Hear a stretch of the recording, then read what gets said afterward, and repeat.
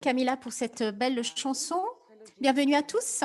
Je suis Falogène Anoumo, responsable de l'initiative Construire des économies féministes à la WID. Ce webinaire d'apprentissage sur la justice en matière de vaccins, comment les féministes peuvent-elles s'organiser collectivement pour responsabiliser les États, et la session de stratégie qui aura lieu jeudi font partie d'une série de conversations organisées par la WID pour un plan de sauvetage et de relance économique féministe Bailout and Economic Recovery qui met l'accent sur la santé et le bien-être de nos communautés et de la planète. Donc, tout au long de l'année, nous espérons amplifier les actions et les demandes des féministes en ce moment, qui sont diverses et contextuelles, et contribuer ainsi à la récupération de l'espace politique et au renforcement d'un récit global de demandes féministes qui puisse transformer les économies afin qu'elles soient conçues de manière à valoriser les personnes et la planète plutôt que le profit, à valoriser le travail de soins comme essentiel et à soutenir des sociétés prospères ainsi qu'une économie qui fonctionne pour toutes les personnes. Nous organisons ce séminaire d'enseignement en ligne dans un contexte où les Colombiens sont confrontés à la répression de l'État et à la brutalité de la police pour avoir exercé leur droit légitime de manifester, à des meurtres d'État en masse au Brésil, à l'escalade quotidienne de la violence contre les Palestiniens et à d'horribles pertes de vie en Inde, autant de rappels douloureux de la nécessité de toujours défendre l'internationalisme féministe afin de renforcer les efforts d'organisation collective entre les régions et la construction du mouvement féministe mondial.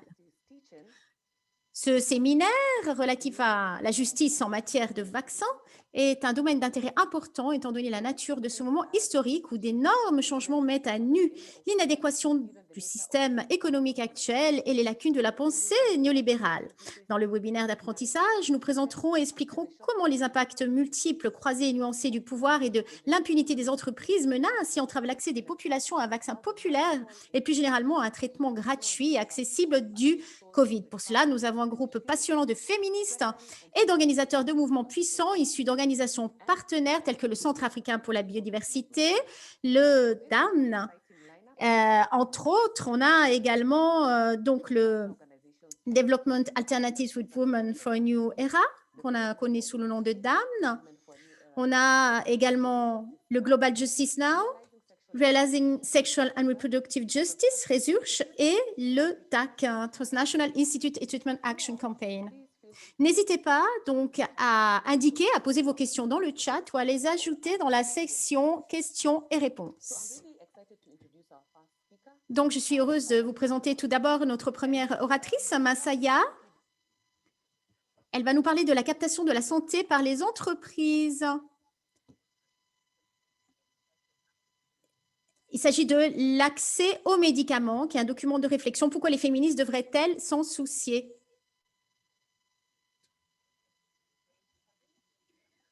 On dit que la pandémie est devenue le creuset dans lequel les inégalités mondiales et locales, la faiblesse des systèmes de santé et les échecs colossaux de la gouvernance ont bouillonné et sont remontés à la surface pour affecter presque tout le monde et de partout. Pour les féministes, le prisme des inégalités de pouvoir et des injustices toxiques et persistantes entre les sexes met en évidence les raisons pour lesquelles nous devons accorder une attention particulière. En effet, nous aurions dû le faire depuis longtemps. Aucune question ne combine un tel mélange toxique d'économie politique mondiale, de pouvoir et d'intérêt des entreprises, de technologie, de droits et de droits de l'homme, comme le fait Access to Medicines.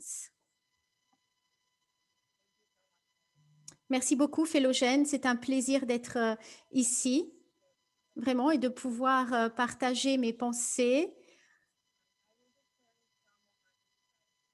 Je vais partager un peu des points saillants de notre travail et de nos partenariats qui a été fait donc dans le secteur de la santé, de même que dans d'autres secteurs.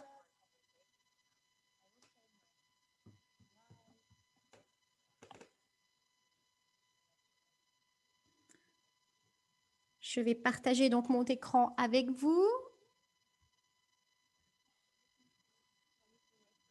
Est-ce que vous pouvez voir mon écran?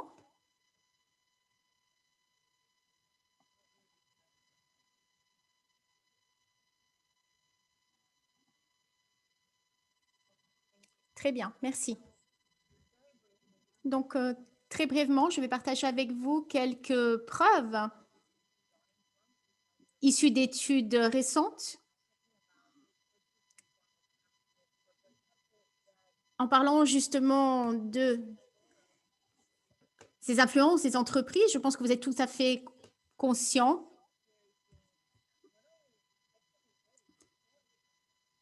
que déjà nous étions à risque avant la pandémie. Donc, bien sûr, la pandémie a rendu la situation encore plus faible en ce qui concerne les structures du secteur sanitaire et ce, aux quatre coins du globe. Mais on doit également se rappeler la façon que ces structures d'entreprise également ont influencé et continuent à se développer dans le contexte de la pandémie. Comment les vaccins également sont distribués et ont été donc sous l'emprise des grands nombres d'entreprises. Donc, quels sont les partenariats publics ou privés? Il y a donc une alliance entre le gouvernement et le secteur privé. Souvent, il s'agit d'entreprises à l'international. Un des problèmes qu'on a avec cette forme de collaboration, si on veut l'appeler de cette façon, est qu'il supporte en fait tout ce qui est public.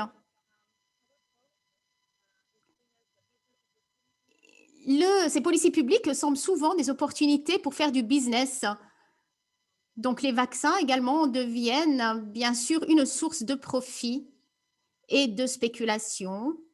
C'est une grande opportunité de faire de l'argent au niveau international, dans tous les cas d'urgence internationale.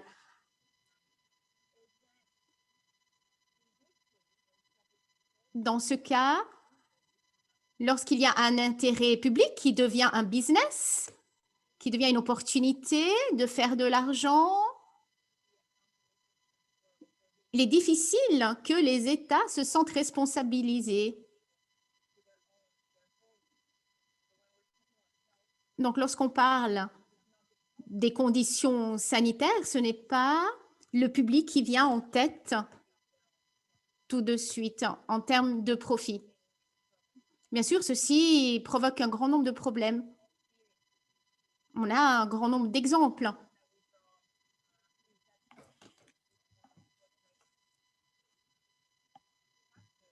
Ce type d'accord, on va dire au niveau des entreprises, crée toute une série de problèmes. Souvent, on a également des prix qui sont imposés et ces vaccins ne sont pas toujours gratuits. Il y a également tout un harcèlement qui est fait car bon nombre de personnes ne peuvent pas payer.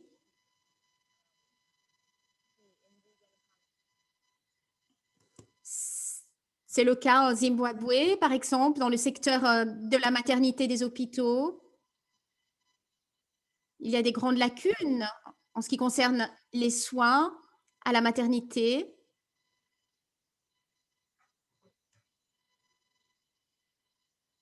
Et ceux qui ne pouvaient pas se permettre donc de payer pour des soins privés se retrouvaient en grand avantage.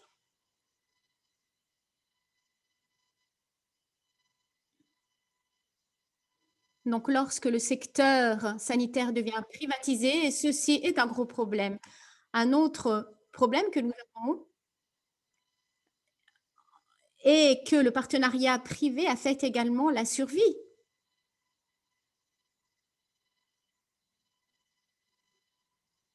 Par exemple, dans le cas de l'assurance en Inde, on a observé une augmentation des cas nécessaire en fait d'assurer qui était essentiellement fait par des hôpitaux privés pour des gains qui avaient donc pour but en fait les femmes avec un statut socio-économique assez bas. Troisième problématique,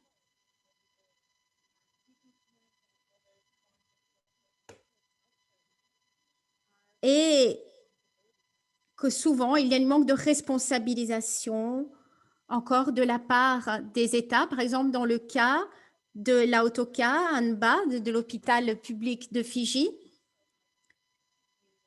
C'est un nouvel hôpital qui a été donc créé avec des fonds publics, avec des infirmières et même avec la communauté qui a donc aidé à cette construction. Et on essaie de trouver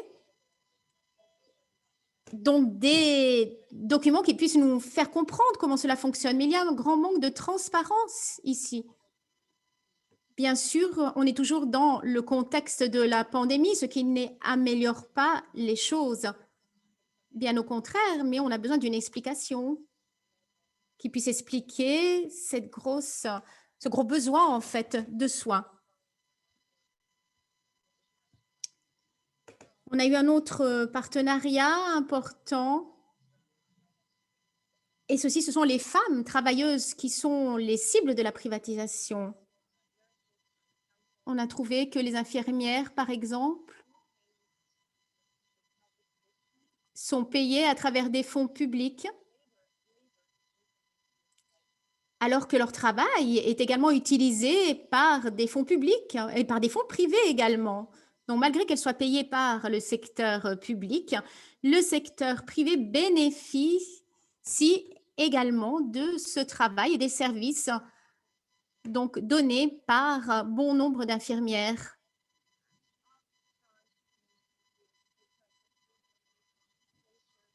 Souvent, il y a des informations qui sont demandées. C'est quelque chose sur lequel nous devons nous concentrer.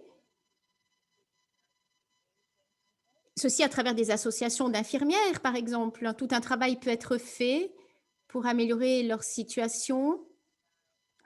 Il faut qu'il y ait plus de transparence en ce qui concerne ce que font les fonds justement publics et les recherches en termes de soins sanitaires publics.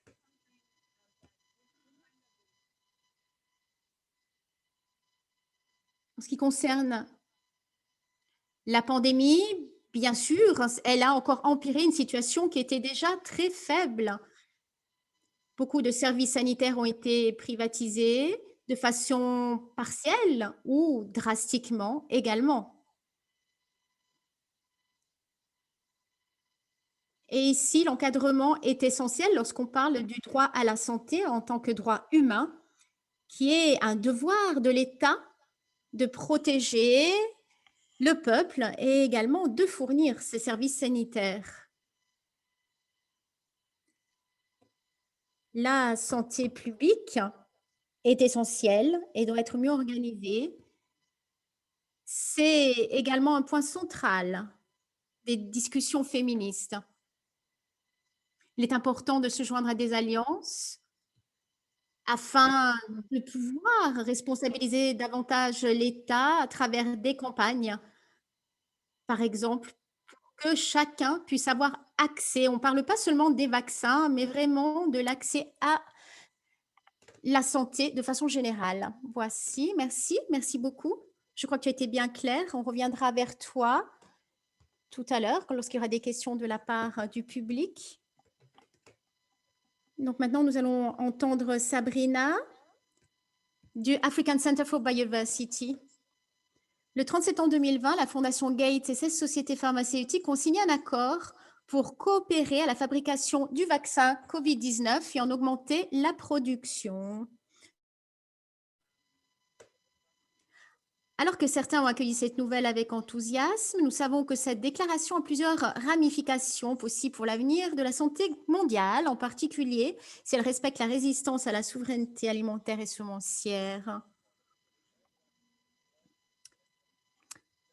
La Fondation Gates est bien connue pour ses efforts visant à stocker des copies de toutes les collections de semences du monde, ce qui a donné lieu à des brevets et à l'ingénierie des OGM, dont on sait qu'ils nuisent à la biodiversité aux communautés agricoles traditionnelles qui ont toujours pratiqué le libre-échange des semences et où les femmes sont souvent celles qui les conservent. Sabrina, quels sont, donc, selon vous, les dangers de ce à quoi nous assistons actuellement et quelles leçons les organisations anti-OGM peuvent-elles partager avec nous? À toi la parole, Sabrina.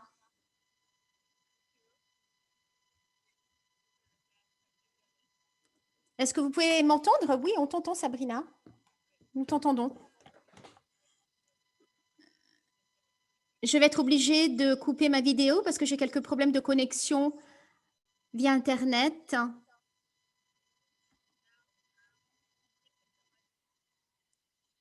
Merci beaucoup, Phélogène, pour m'avoir invité à faire cette présentation.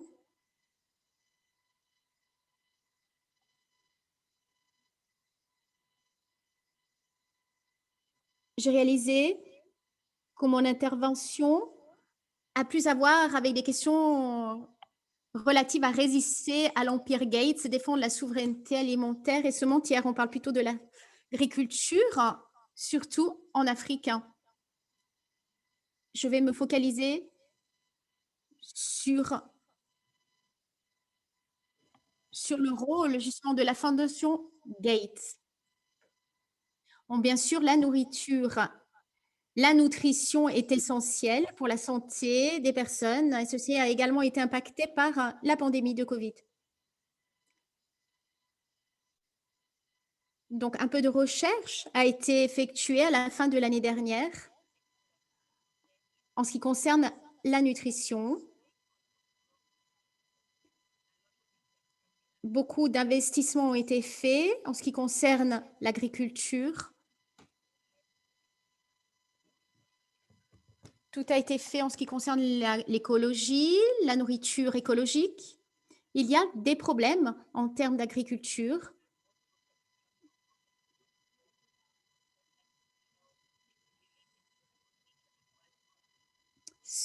On a beaucoup de questions en ce qui concerne l'économie, entre autres, et la santé, qui est impactée par l'ingénierie des OGM, qui nuisent à la biodiversité et aux communautés agricoles traditionnelles.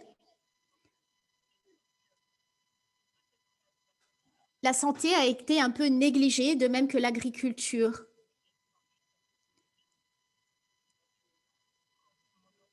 La Fondation Gates a tendance à monopoliser les semences du monde.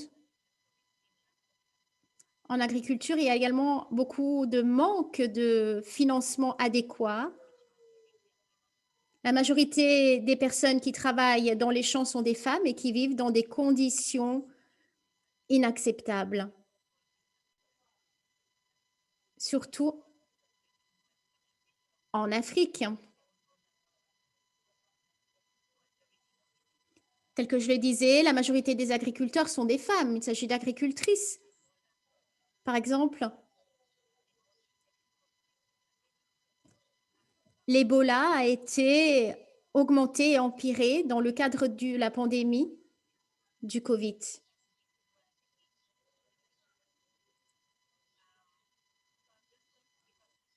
Je vais vous donner quelques exemples.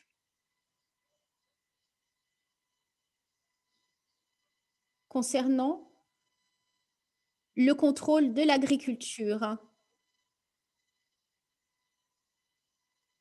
Il y a donc un manque de financement en ce qui concerne le secteur public, je le rappelle. Donc, quels sont les problèmes? Nous savons que la Fondation Gates a énormément de pouvoir d'un point de vue financier, entre autres, et en ce qui concerne le financement de l'agriculture.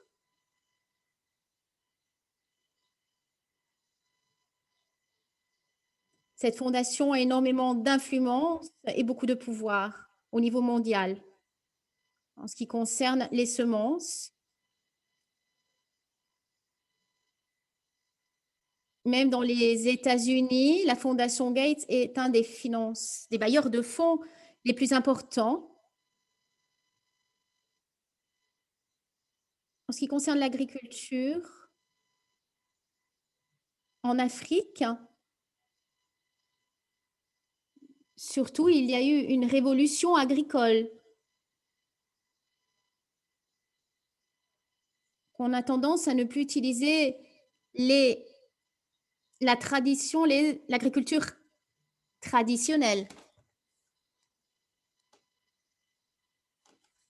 Il y a des problèmes également économiques et d'ordre sociaux qui vont au-delà de l'ingénierie des OGM.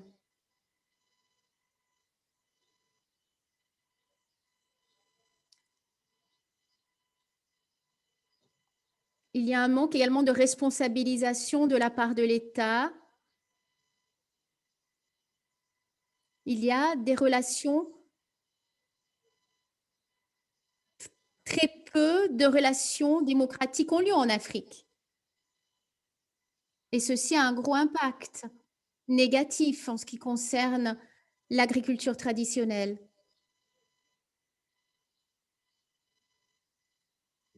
Il y a toujours un business, tout le monde essaye de tirer avantage de la situation en Afrique. On a besoin d'autres types de fonds qui ne proviennent pas seulement de la Fondation Gates. Il faut également essayer de doubler, de multiplier les revenus des agriculteurs. Il y a la faim.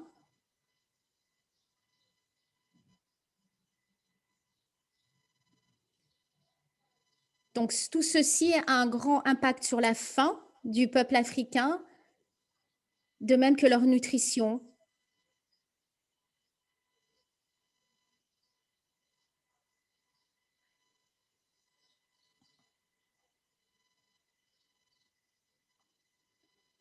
Un grand impact a eu lieu sur les systèmes agricoles traditionnels par la Fondation Gates. Il faudrait créer et développer un réseau qui puisse donc créer une prise de conscience et éveiller en ce qui concerne les inégalités relatives au système agricole traditionnel.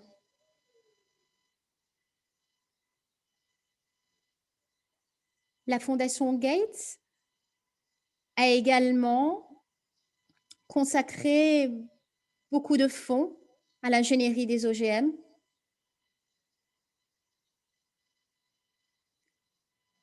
Pourtant, l'Afrique est en pleine crise alimentaire en ce qui concerne la faim et la nutrition. Grand nombre de projets en Afrique n'ont pas réalisé donc leur but. La Fondation Gates ne s'occupe pas des problèmes de faim et de malnutrition qu'on a en Afrique. Mais il y a ici tout un intérêt plutôt économique. Ici, il y a un message lucratif. Même après un grand nombre d'années, il n'y a pas eu d'amélioration en ce qui concerne les femmes agricultrices. On se demande où est-ce que va l'argent donné par un grand nombre de fondations.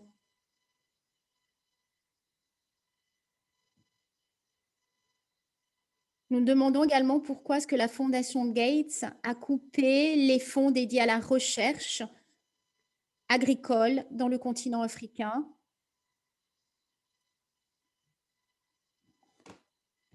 Il faudrait qu'il y ait plus de fonds provenant du secteur privé pour nous aider à avoir une meilleure alimentation. Il faudrait qu'on entende davantage la voix des agriculteurs africains et notamment des femmes qui ont beaucoup à dire et qui peuvent trouver des solutions écologiques en ce qui concerne l'agriculture. Donc, écoutez les premiers acteurs, c'est-à-dire les agriculteurs et essentiellement les agricultrices, qui peuvent également aider à trouver des solutions pour combattre cette crise sociale et économique. On a besoin également de plus d'investissements pour combattre la maladie, le paludisme, par exemple, entre autres maladies. Beaucoup de recherches devraient être faites pour créer des vaccins ou pour les développer. Il y a des mouvements en Afrique qui continuent quand même à suivre les tendances et qui essayent de pousser pour avoir plus de responsabilités de la part des États et ainsi défendre la souveraineté alimentaire et semencière en Afrique.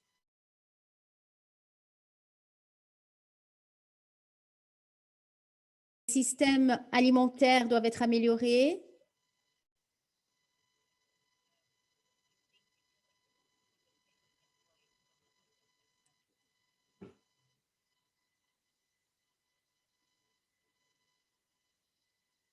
Je crois que grand nombre de lettres, de documents ont été envoyés, même à l'ONU, pour expliquer la situation et pour demander de l'aide. Il faut qu'il y ait un contrôle et une amélioration de la vie des communautés agricoles traditionnelles. En ce qui concerne la transformation des systèmes alimentaires, il y a des mouvements qui sont en train d'y travailler.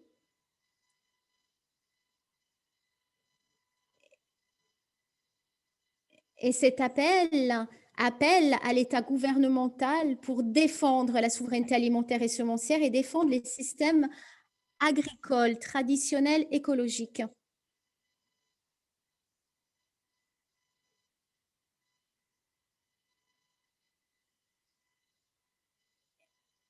Il est essentiel qu'il y ait une éducation faite à cet essai et demander à la Fondation Gates de respecter la souveraineté alimentaire et semencière dans le Merci beaucoup. respect de nos Merci. communautés agricoles traditionnelles. Merci de nous avoir présenté le contexte des investissements de la Fondation Bill et Melinda Gates et ses liens avec le mouvement pour la souveraineté alimentaire et les impacts que cela peut avoir sur le système de santé au niveau mondial.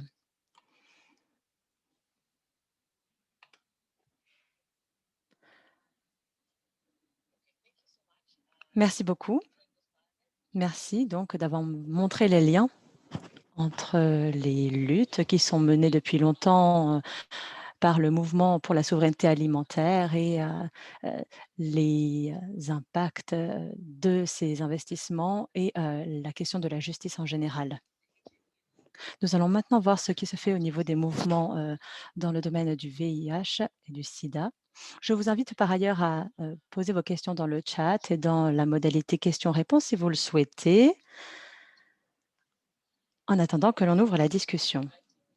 Je vais maintenant me tourner vers Sibongile Chabalala de Treatment Action Campaign, qui va nous parler un petit peu de l'organisation des mouvements en faveur de l'accessibilité et de l'abordabilité des traitements pour le VIH-Sida. Nous savons que la lutte contre l'épidémie de VIH-Sida et sur les prix des traitements sont l'une des leçons les plus importantes qu'il nous faut garder à l'esprit en ces temps de pandémie. Aujourd'hui, le VIH touche de manière disproportionnée les femmes, les travailleurs, travailleuses du sexe et les personnes LGBTQI+. Par ailleurs, le rôle, le travail du soin, souvent un travail non rémunéré pour les personnes touchées par le VIH ou le sida et les enfants orphelins, nous sont une question qu'il nous faut garder à l'esprit. Pourriez-vous nous dire en quoi la situation dans ce domaine a un lien également sur la mainmise des entreprises dans la question de la santé? Merci beaucoup. Bonjour à toutes et à tous. Merci, Philogene. Je vais vous parler un petit peu des enseignements tirés dans ce domaine. Je pense que vous savez ce qui s'est passé au début de la pandémie de VIH-Sida en Afrique. Entre 1986 et 1992, de nombreuses personnes ont contracté le VIH-Sida et des maladies liées au VIH-Sida. Il n'y avait pas forcément, il y avait des traitements à l'époque, des antirétroviraux, mais ils étaient très coûteux. Une coalition de professionnels de santé et des personnes vivant avec le VIH se sont mobilisés pour que tout soit fait afin de garantir l'accès aux soins nécessaires, aux soins vitaux. Entre 1996 et 1998, une forte mobilisation s'est faite pour garantir l'accès aux antirétroviraux. Des traitements qui étaient donc coûteux et qui n'étaient pas à la portée de nombreuses personnes vivant avec le VIH. En 1996, à Stockholm, lors d'une conférence, pardon, c'était en 1988, la discussion s'est portée sur cette question. À l'époque, les traitements coûtaient 8 000 $ par an. Donc, les pays africains, les pays à revenus faibles ou intermédiaires n'étaient pas en mesure d'offrir ce type de traitement. Ils ne pouvaient pas les acheter.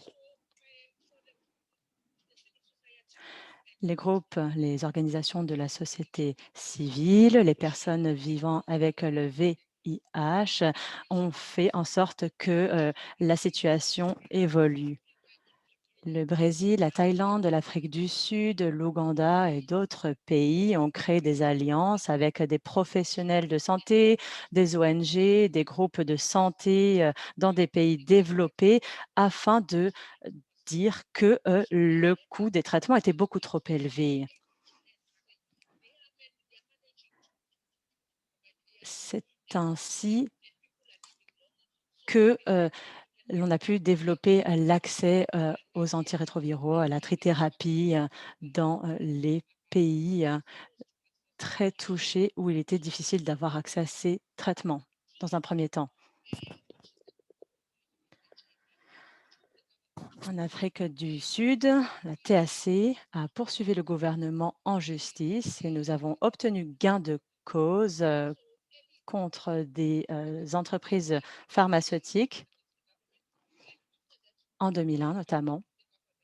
Nous avons réussi à faire en sorte que le gouvernement oblige les entreprises pharmaceutiques à réduire le coût des traitements.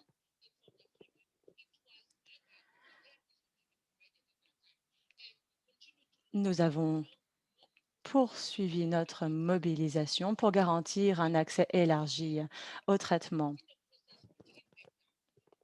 Nous n'avons pas abandonné, nous avons continué à négocier avec le gouvernement, à exercer une pression sur le gouvernement. Nous avons continué à éduquer nos communautés sur la question du VIH-Sida, faire de la prévention.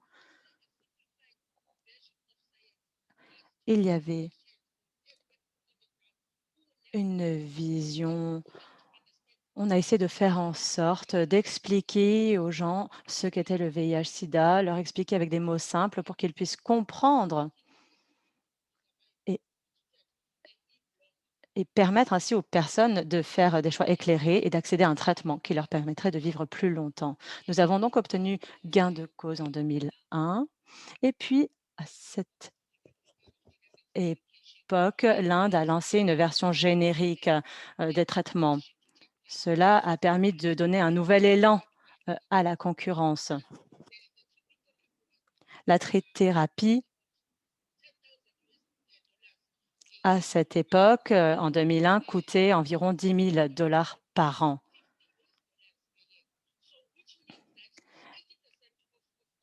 Et en réalité, en fait, ce prix a pu être réduit à 50 $ par an, ce qui a permis de sauver la vie de nombreuses personnes. Les fonds mondiaux de lutte contre le VIH-Sida ont également été alimentés de manière beaucoup plus importante et en ce moment, nous voyons une situation similaire à celle qui s'est produite à l'époque. À l'heure actuelle, l'Union européenne et les États-Unis ont commandé de très nombreux vaccins, mais si l'on s'intéresse aux pays du Sud, comme l'Afrique du Sud notamment, ils ont peu accès à ces vaccins. Or, l'épidémie de VIH-Sida devrait nous amener à agir. Nous savons que nous avons perdu du temps et que des vies ont été perdues. Nous Nous appelons à garantir l'accès au vaccin contre la COVID-19. C'est une garantie, c'est nécessaire pour garantir les droits humains et sauver des vies. Par ailleurs, les femmes, les enfants sont les personnes les plus touchées sur le terrain. Donc, nous devons nous battre pour ces personnes et les femmes doivent être à l'avant-garde de cette lutte. C'est le cas chez TAC, une organisation dont 80% des membres sont des femmes. C'est bien une question féministe. Nous pouvons, en tant que féministes, faire en sorte que les gouvernements assument leurs responsabilités. Nous pouvons, en tant que féministes, être actrices d'un changement dans nos pays et dans nos communautés. Merci beaucoup, Sibon Gile. Merci d'avoir présenté les réussites de cette mobilisation pour réduire le coût des traitements, de la trithérapie. Et merci également d'avoir rappelé le potentiel de la mobilisation collective pour garantir le changement. Je vais maintenant donner la parole à notre prochaine intervenante, Heidi Chow de Global Justice Now, qui est à la tête de la campagne People's Vaccines. Les questions des brevets, des profits, des personnes font la une des journaux depuis quelque temps.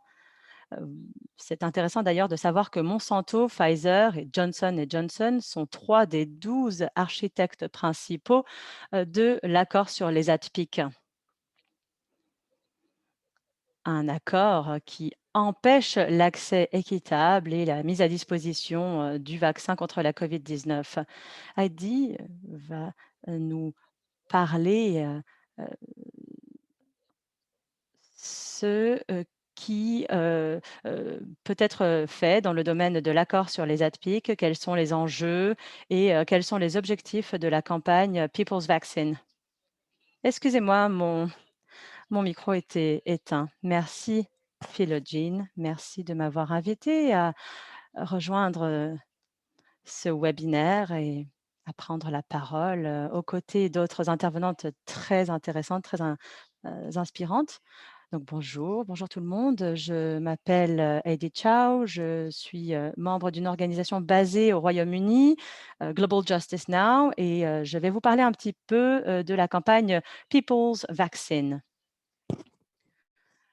Nous sommes au cœur d'une pandémie mondiale, mais en fait, il y a 2 pandémies. Une dans les pays du Nord, où les pays sont très avancés, où ils ont mis en place des campagnes de vaccination, heu, où ils avancent très vite, mais également une situation radicalement différente dans les pays du Sud, où il y a la deuxième, la troisième vague, mais pratiquement pas de vaccins qui ont été administrés. Par ailleurs, il est possible que certains pays du Sud doivent attendre jusqu'à 2024 pour pouvoir vraiment commencer la vaccination.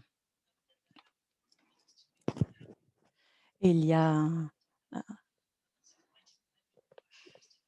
la lutte pour l'accès au vaccin est une nécessité urgente, mais j'aimerais que l'on essaye de comprendre comment s'est retrouvé dans une situation où il y a autant d'inégalités en termes d'accès au vaccin. Les pays riches se sont précipités pour s'accaparer un maximum de doses avant même que les vaccins, les candidats vaccins aient été approuvés. Et puis, il y a également l'industrie pharmaceutique mondiale qui est plutôt qui est prête à travailler avec le plus offrant. L'Union européenne, les États-Unis se sont précipités car ils savaient qu'il y aurait très vite une rupture des stocks. Alors pourquoi il y a une rupture des stocks? Bien parce que il y a un système mondial basé sur des monopoles accordés à des transnationales. Il y a une industrie, une architecture de brevets. Par exemple, seul Pfizer peut produire le vaccin Pfizer en raison de ses brevets. des règles de propriété intellectuelle qui ont été élaborées il y a plus de 25 ans par l'OMC dans le cadre donc des accords sur les ADPIC. Et donc, pour chaque nouveau vaccin, chaque nouveau traitement, il y a des brevets qui sont valables pendant au moins 20 ans, durée pendant laquelle aucune autre entreprise, aucun autre laboratoire ne peut produire ces produits. Les entreprises pharmaceutiques ont donc pris le contrôle du prix, de la distribution, de l'approvisionnement des produits pouvant sauver des vies. C'est un système qui fonctionne au service de cette industrie pharmaceutique, qui leur garantit de juteux profits, mais il y a souvent une tension parce que ce monopole des médicaments, des traitements pouvant sauver des vies a abouti à des morts qui auraient pu être évitées. On voit que les vies des populations dans les pays du Sud, des gens sur le terrain sont sacrifiés sur l'autel des profits de ces entreprises.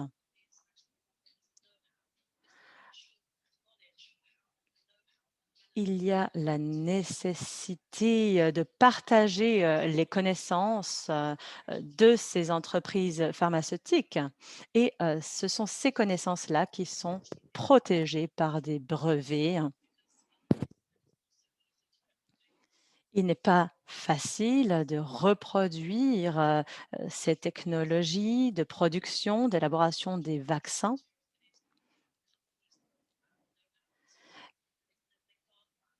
Il y a donc des connaissances très particulières qu'ont les entreprises et le fait qu'on ne puisse pas les partager rend difficile la reproduction massive des médicaments. Il faudrait donc faire cesser ce monopole. On ne peut pas continuer à restreindre l'approvisionnement en vaccins en situation de pandémie. Au contraire, il faut garantir une production à grande échelle pour répondre aux besoins. Il y a donc une lutte pour qu'il y ait une suspension des brevets, hein. Les gouvernements ont demandé à ce que soient suspendus les droits de propriété intellectuelle appliqués à ces brevets pendant toute la pandémie afin de garantir un transfert de connaissances et de technologies et pouvoir lutter contre la pandémie de COVID-19. C'est une lutte qui est menée depuis plus de 6 mois. Nous avons reçu le soutien de plus de 100 pays, États membres de l'OMC.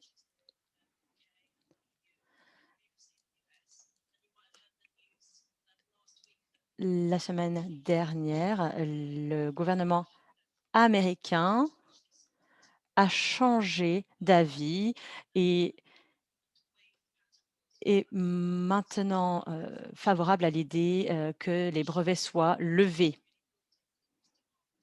Il y a donc une forte mobilisation vis-à-vis de cette lutte, vis-à-vis de cette revendication. Nous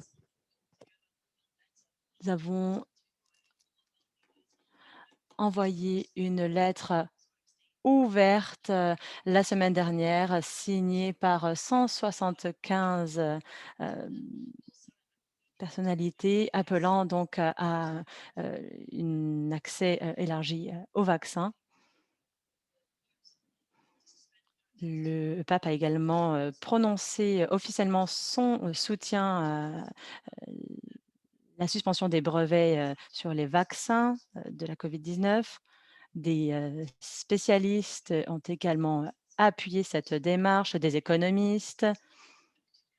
Nous essayons également de relayer le point de vue des communautés touchées, les personnels soignants, les associations de patients, les personnes qui soutiennent également cette revendication de suspendre les droits de propriété intellectuelle sur les vaccins.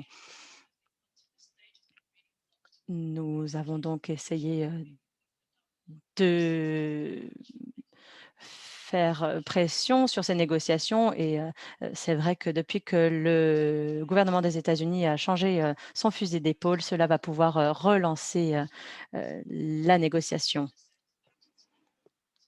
Mais comme je l'ai dit, les brevets, cela ne suffit pas. Il y a également, le transfert des connaissances qui est nécessaire. Les entreprises doivent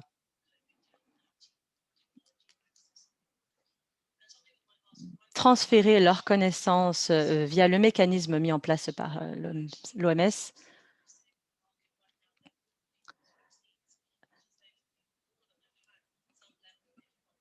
Finalement, tous les vaccins qui sont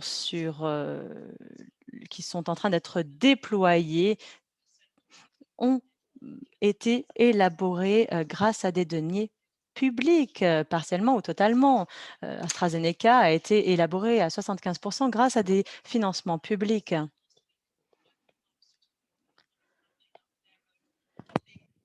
Mais nous savons qu'après, la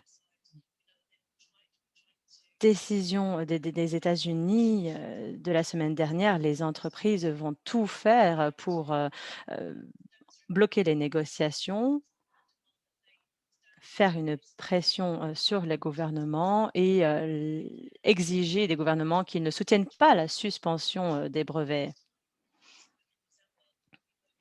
En décembre, nous avons mobilisé, des personnes de différents pays pour, bombarder, les, lignes de service client, des entreprises, pharmaceutiques et faire pression. Nous avons également des alliés aux États-Unis qui ont organisé des sittings, des manifestations au siège de nombreuses entreprises pharmaceutiques. Nous allons organiser des manifestations simultanées, heu, au bureau d'AstraZeneca à l'occasion de, la réunion, d'actionnaires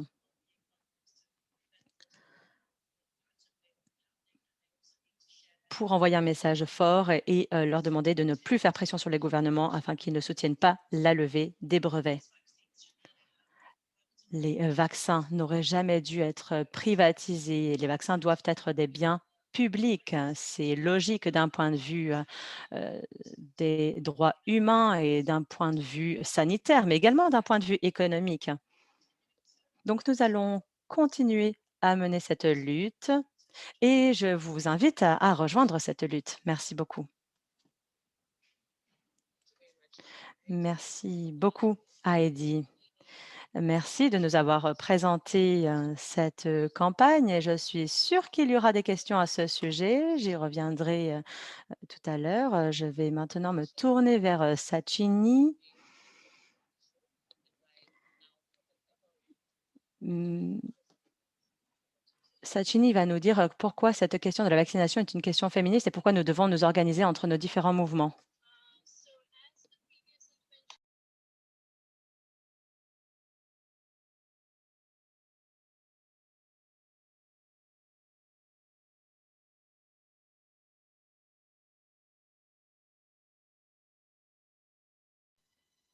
Il s'agit également de voir comment la colonisation a également un impact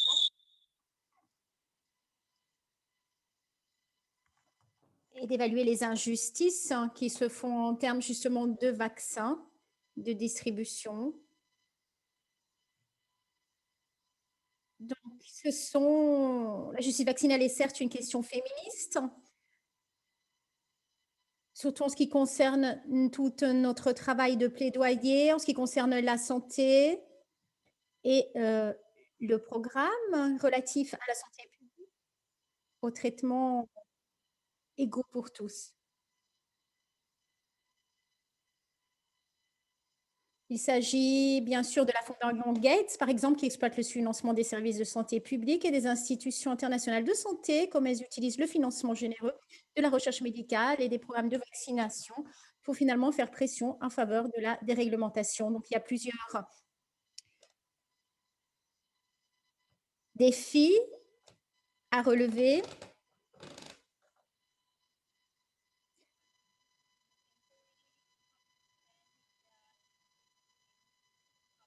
toute une série de campagnes doivent également être effectuées. On essaye de les suivre et de les inciter, donc d'inciter ces mouvements féministes et de justice sociale à travailler et à œuvrer dans ce sens.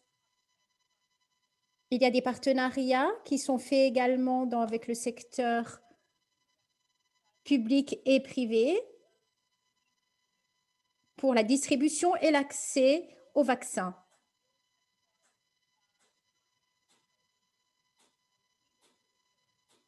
Ceci relève également de la propriété intellectuelle. La justice vaccinale est également tout à fait liée avec la question féministe. Ceci pour nous est vrai. La connaissance est une propriété de tous. Les femmes, ces groupes de femmes, ces mouvements féministes essaient de partager la connaissance en termes de vaccins et de santé en général. Il faut créer une égalité en termes de distribution et accès à la santé publique. Beaucoup de féministes se joignent à ce mouvement, à ces campagnes, et œuvrent en faisant toute une série de plaidoyers. Des politiques également sont créées par ces mouvements féministes. Il y a beaucoup de manque d'égalité entre ces mouvements.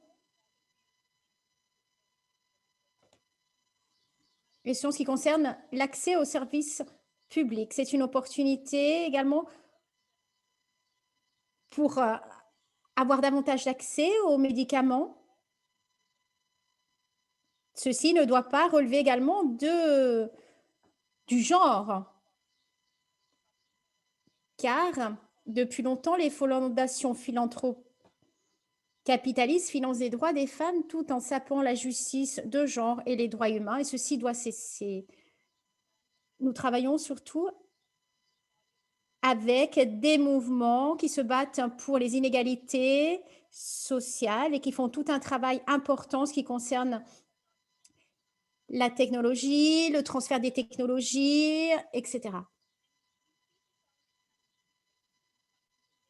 Il y a eu des discussions qui se sont faites et la discussion d'aujourd'hui est un autre exemple que les choses sont en train de bouger. Il y a des coalitions qui sont en base de développement, qui sont en train de se créer. Maintenant, nous devons essayer de joindre des mouvements au sens large. Nous devons nous unir.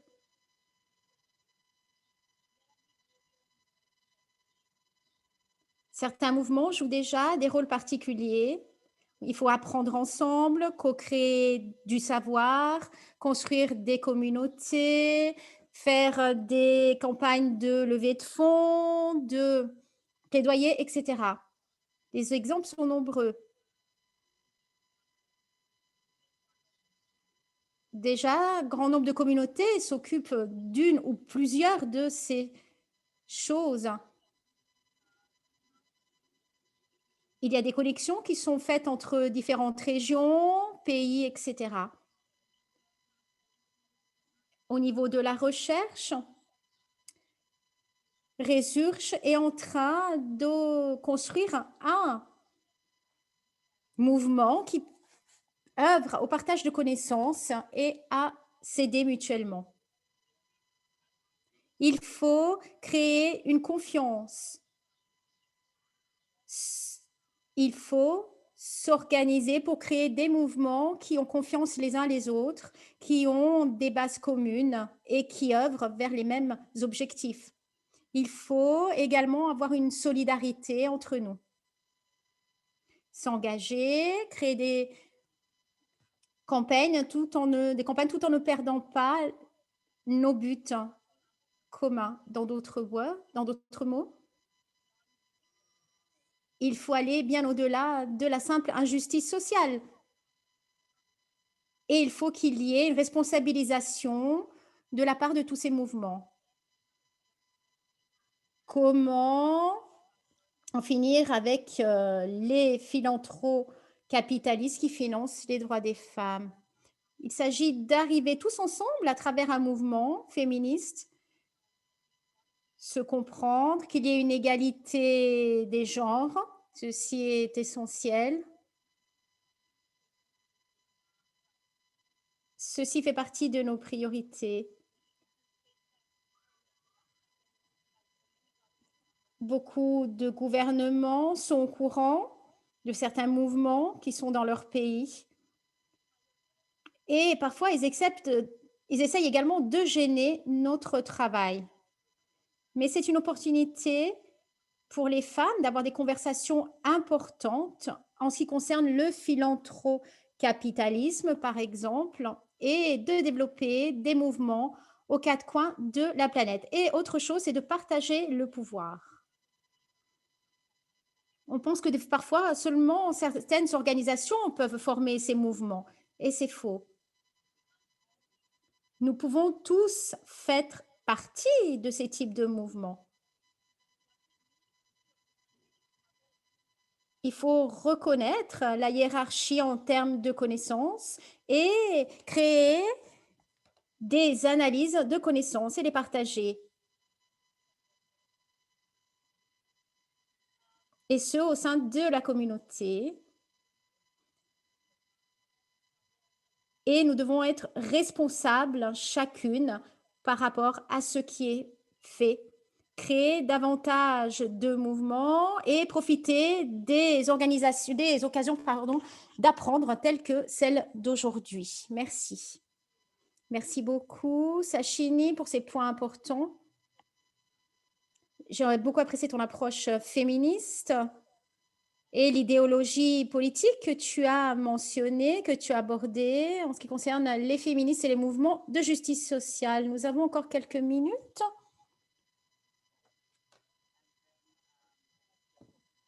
Donc, je vous invite à poser vos questions à travers le chat. On a des questions de Sonia et de Rita, je vois. Je vous donne encore 2 minutes pour poser vos questions et ensuite on aura un moment dédié aux questions et aux réponses.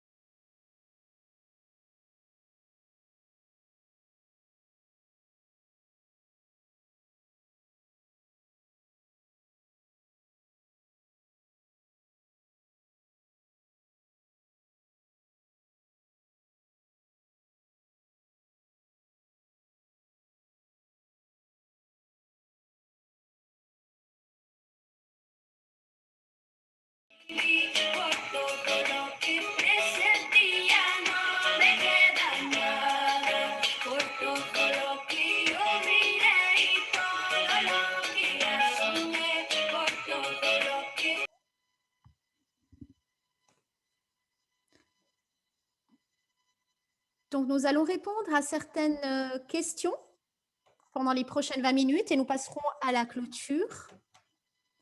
Nous aurons également jeudi une autre session féministe où nous allons nous pencher sur la construction d'une stratégie.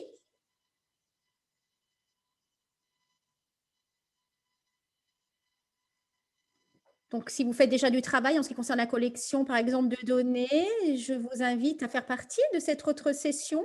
Ceci serait extrêmement important pour le programme. En fonction de cela, je voudrais être sûre qu'on pourra répondre à grand nombre de questions qui pourront nous aider, justement, nous aider à développer notre stratégie.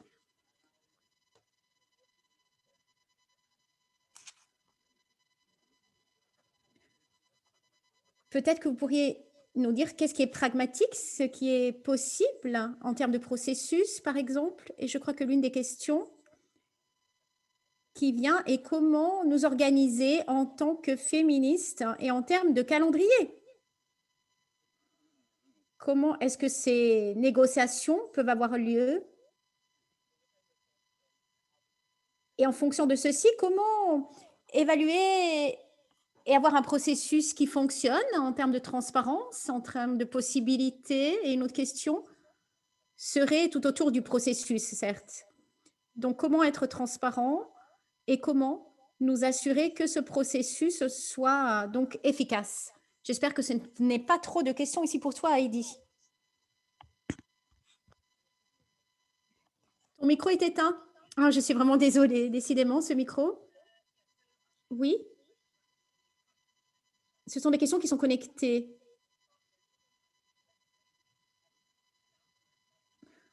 En ce qui concerne l'annonce qui a été faite, je crois que tout est connecté avec tes questions, en fait, comme point de début. Je ne sais pas du tout ce qui va se passer. Je crois que, en ce qui concerne le calendrier, ça serait 6 mois. À partir de là, je pense qu'il y aura tout le processus qui va être donc décidé.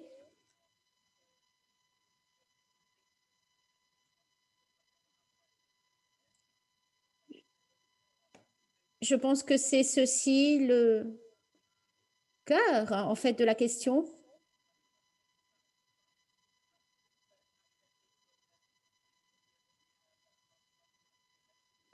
Pendant les derniers mois, on a déjà beaucoup travaillé, on a vu la position des États-Unis à cet égard.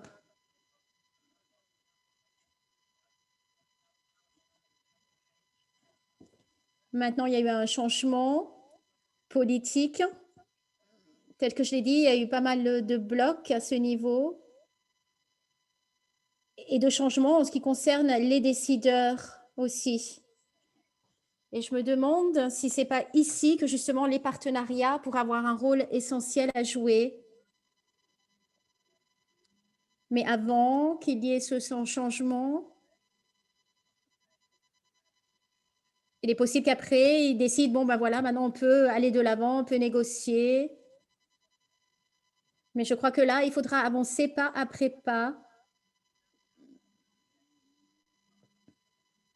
Maintenant, d'autres pays également sont en train de se lever et de faire signe pour montrer leur intérêt.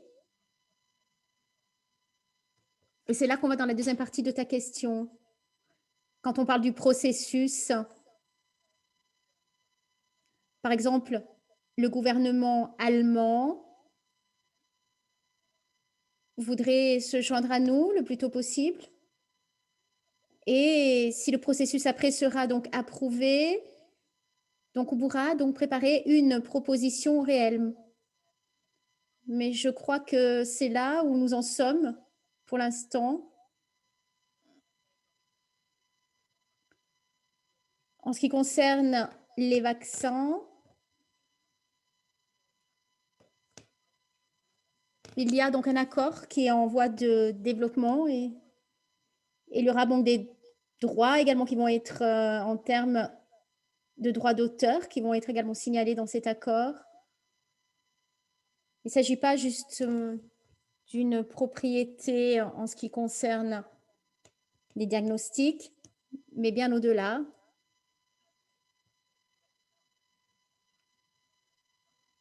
L'annoncement de la part des États-Unis ne s'est pas fait seulement sur les vaccins, mais également en ce qui concerne d'autres secteurs sanitaires. Il faut qu'on suive ceci de près.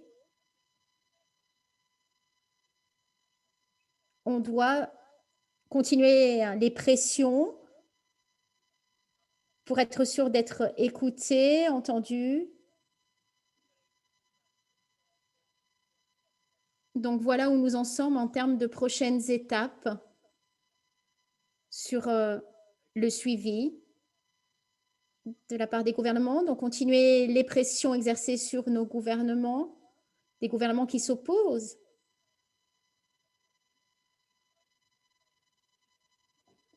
Donc, s'appuie également sur l'expérience, par exemple, du Royaume-Uni, de l'Allemagne, etc.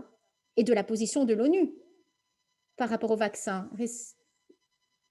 Il y a d'autres pays qui veulent devenir également les co-sponsors, qui pourraient être donc favorables et pourraient donc appuyer la proposition au sens large. Mais il y a également des gouvernements qui, au contraire, s'opposent. Donc voilà, en ce qui concerne les prochaines étapes, pour ce qui est du processus. Il y a encore beaucoup à faire, il faut être réaliste. On pourrait également continuer des pressions, car il y a plusieurs solutions sur lesquelles nous pourrions travailler.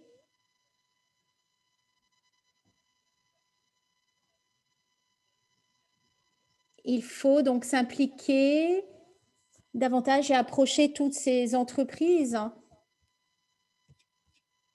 Merci beaucoup, excellent. Merci beaucoup, Heidi, pour ta réponse.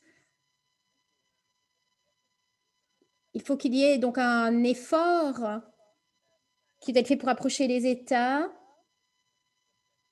parce qu'il y a également beaucoup de systèmes, comme le système alimentaire, qui est également problématique, tel que ceci a déjà été mentionné. Est-ce que tu as des exemples ou des recommandations à partager avec nous en ce qui concerne les activités de plaidoyer?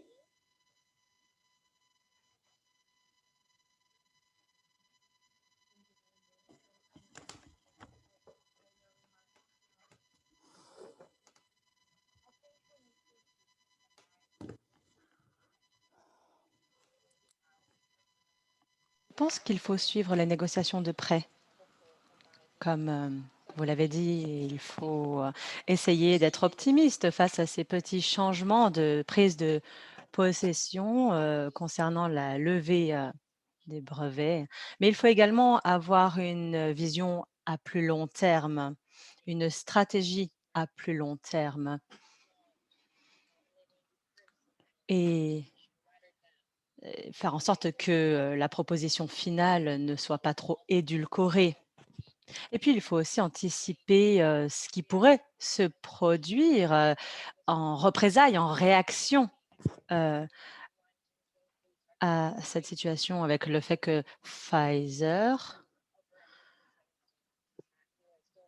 veut faire passer le prix de la dose de 9,5 $ à 170 $. C'est un exemple de réaction face à cette évolution de la situation. Il faut faire attention à ça. Et puis, donc on parlait de la mainmise des entreprises tout à l'heure et on voit que les entreprises ont la mainmise sur le processus politique, mais il faut rappeler que les entreprises ne sont pas la population, elles ne sont pas l'espace public, c'est le moment de le dire. Pour nous, à Dawn, l'un des moyens de le faire, c'est de dire qu'il s'agit en effet d'un enjeu féministe et on vous invite à utiliser le hashtag People's Vaccine pour rejoindre cette mobilisation et soutenir très activement la campagne People's Vaccines en y adoptant une perspective féministe. Merci beaucoup. L'un des points qui est abordé par les mouvements pour l'égalité des sexes et les mouvements féministes, c'est l'appauvrissement des ressources. Alors, comment faire face à cette problématique? On sait que c'est difficile et notamment lorsqu'on voit des acteurs comme la fondation Bill et Melinda Gates qui donnent de l'argent d'une main et reprennent de l'autre main. Comment on fait pour gérer cette, complexité, notamment en ce qui concerne, les luttes, pour la souveraineté alimentaire. Sabrina? Merci beaucoup, Philogene. C'est vrai que le manque de financement public dans le secteur de l'agriculture a ouvert la voie à des acteurs tels que la fondation Bill et Melinda Gates et d'autres philanthrocapitalistes qui, arrivent pour financer, investir dans ce secteur. C'est une vraie problématique, en Afrique, où la corruption est endémique, où les gens peuvent être, corrompus et donc pour les mouvements qui luttent pour la souveraineté alimentaire, la corruption des gouvernements, la complicité des gouvernements avec, les capitalistes pose problème. Alors les mesures que nous avons prises, c'est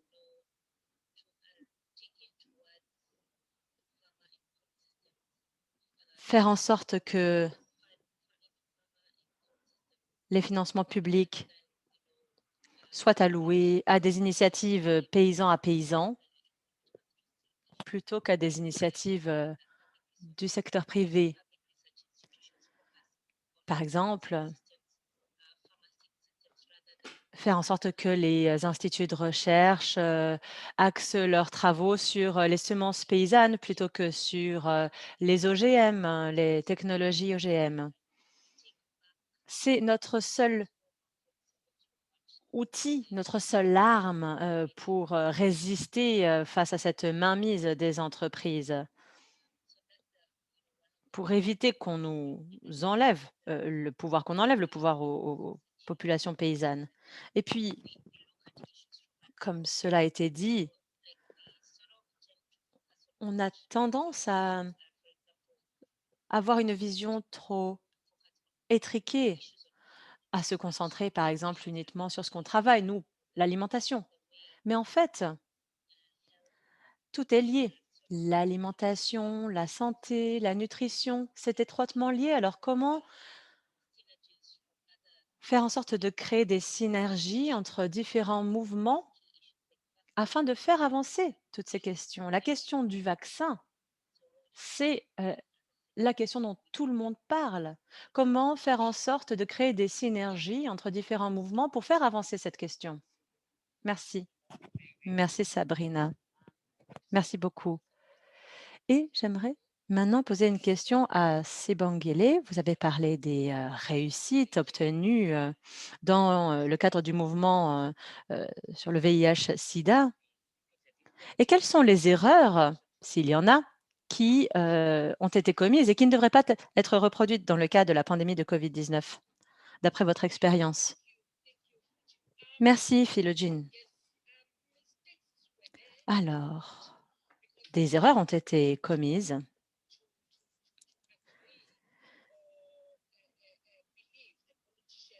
parce que, en fait, on a tendance à toujours croire les politiciens. Et l'une des choses que l'on a apprises, c'est qu'il y a des opportunistes. Pfizer en est un exemple. C'est un exemple d'opportunisme, ce qu'ils sont en train de faire. Quand on a essayé de se battre pour les rétroviraux, les antirétroviraux, et il y a eu des opportunistes qui essayaient de tirer profit de la situation et à cause d'eux, des gens sont morts. Nous ne devons pas permettre aux États de nous laisser mourir. Nous devons nous faire entendre. Alors, aujourd'hui,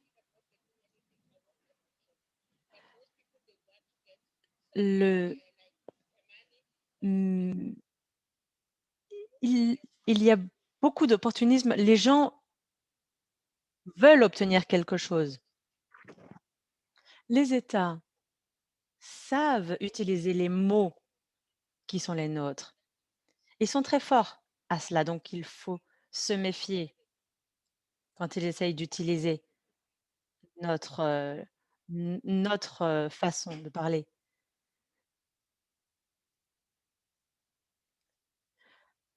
Ils peuvent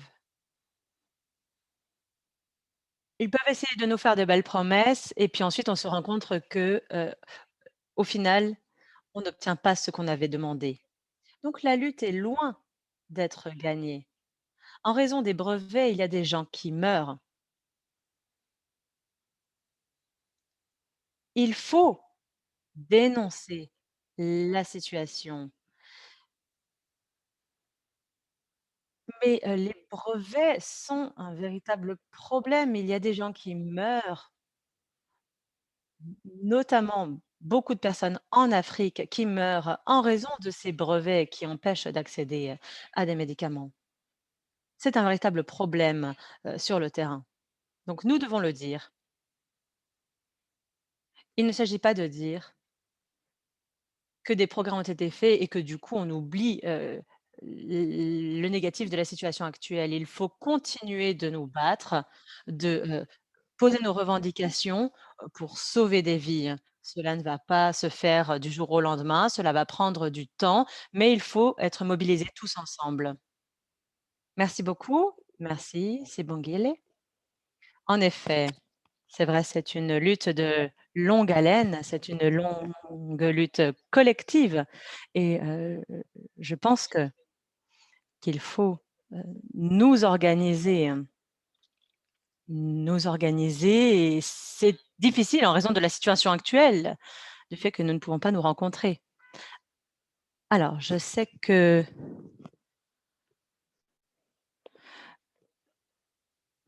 la question du multilatéralisme est également un problème. Certains mouvements féministes ont quitté les processus multilatéralistes. Comment est-ce que, on peut gérer également cette problématique selon vous? En fait, ça pourrait faire l'objet d'un autre webinaire tellement c'est un sujet vaste. On en a parlé chez Research. On a réfléchi au processus, liés aux Nations unies. On a des partenaires qui en sont membres et je pense que l'organisation au niveau transnational, transfrontalier, cela nous permet de débattre de certaines questions qui parfois disparaissent du programme des discussions au niveau mondial. Ça nous permet de parler de nos contextes respectifs, d'échanger et je pense qu'à ce titre, c'est très intéressant, c'est très important. La discussion qu'on a eue aujourd'hui, par exemple, il faudrait voir comment on essaye, de faire bénéficier, nos communautés locales, nos pays respectifs, du fruit des discussions qu'on a eues. Par ailleurs, la justice vaccinale, elle repose notamment sur la distribution, mais aussi sur l'accès et c'est aussi un sujet vaste. On voit que les groupes marginalisés qui se situent à des extrêmes opposés, du spectre, comme, les travailleurs domestiques n'ont pas accès au vaccin.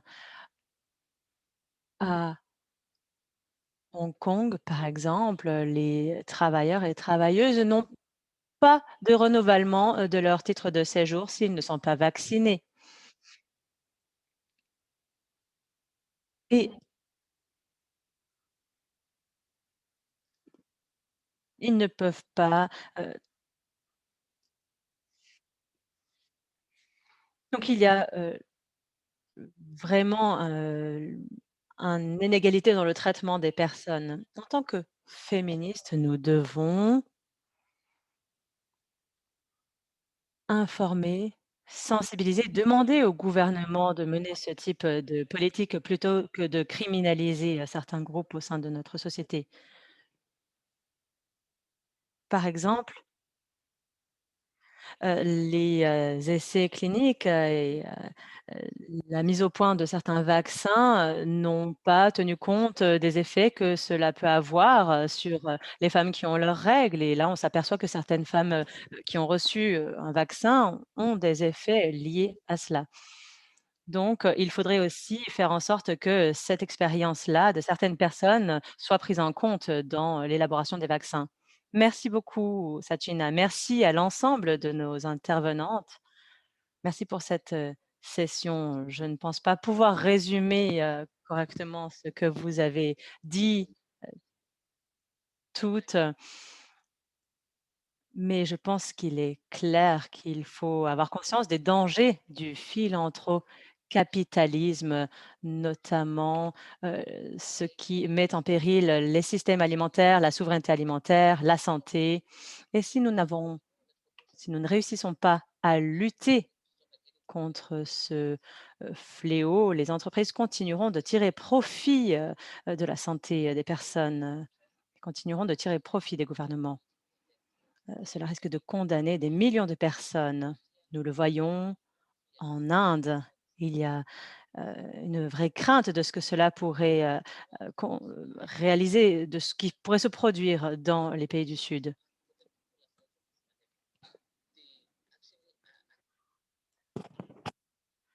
Ceux qui ont été les architectes des accords sur les ATPIC ne peuvent pas être la solution à cette pandémie. Nous savons que dans un monde idéal, il n'y a pas de milliardaires. Merci à toutes et tous pour, votre attention. Je vous rappelle que jeudi, nous aurons une, session de stratégie pour voir comment nous pouvons, nous mobiliser et réussir à obtenir cette justice, vaccinale. Merci.